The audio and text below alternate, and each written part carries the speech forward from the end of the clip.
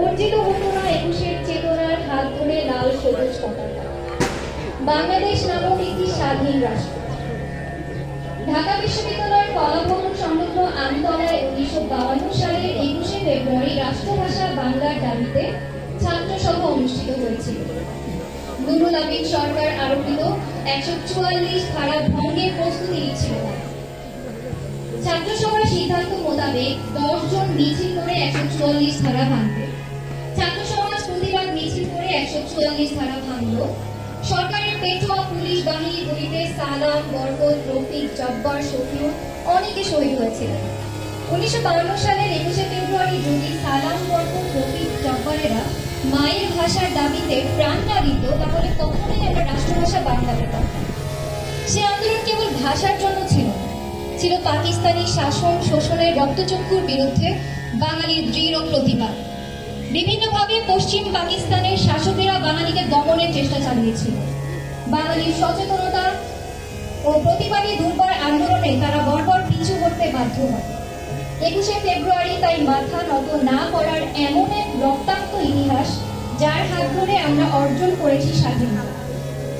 ২১শে ফেব্রুয়ারি যেন বাঙালির অঘোষিত স্বাধীনতা দিবস। শুধু বাঙালি নয়, বিশ্বের প্রতিটি জাতির মাতৃভাষার মর্যাদা, স্বাধিকার, স্বাধীনতা ও মানুষের মতো বাঁচার দাবি সংগ্রামের দুর্জয় অনুপ্রেরণা ২১শে ফেব্রুয়ারি। অমর একুশ। ১৯৫২ সালের ২১শে ফেব্রুয়ারি যে চেতনায় উদ্দীপিত হয়ে বাঙালিরা রক্ত দিয়ে মাতৃভাষাকে মর্যাদার আসনে প্রতিষ্ঠিত করেছিল, তা আজ দেশের গণ্ডি পেরিয়ে আন্তর্জাতিক সম্প্রদায়ের স্বীকৃতি লাভ করেছে। ১৯৯৯ সালের ১৭ নভেম্বর অনুষ্ঠিত ইউনেস্কোর প্যারিস অধিবেশনে ২১শে ফেব্রুয়ারিকে আন্তর্জাতিক মাতৃভাষা দিবস হিসেবে ঘোষণা করা হয়। ২০০০ সালের ২১শে ফেব্রুয়ারি থেকে দিবসটি জাতিসংঘের সদস্য দেশসমূহ যথাযথ মর্যাদায় পালিত হয়ে আসছে। ২১শে ফেব্রুয়ারি আমাদের শিখিয়েছে আত্মত্যাগের মন্ত্র, বাঙালিকে করিয়াছে মহিলা।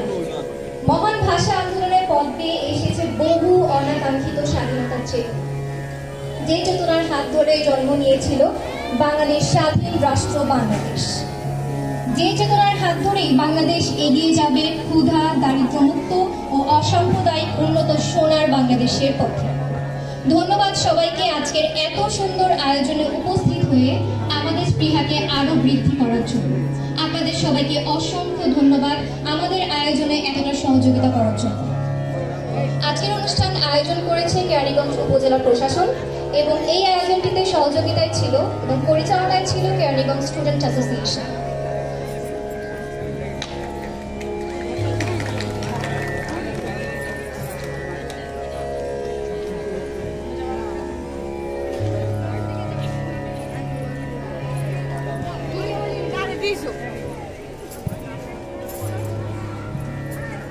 এখন আমাদের প্রধান অতিথি জনাব বিরাট ফৌজিয়া আলোকচিত্র প্রদর্শনী পরিদর্শন করছেন।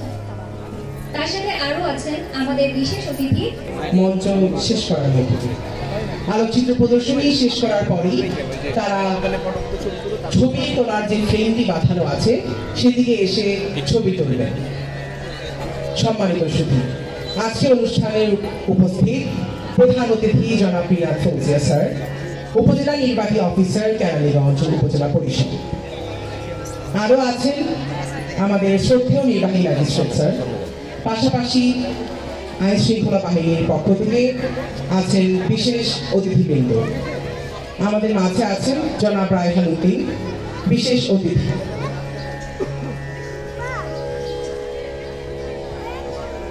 প্রিয় সুধী, আজকের অনুষ্ঠানে সহযোগিতা করছেন global industries, internet technology limited, শৈলী কনফেকশনারি, কুসুম বেকারি, ফার্টিন্স ওয়ার্ল্ড আয়ুর্বেদিক এবং ট্রাইডেন্ট একাডেমিক কেয়ার।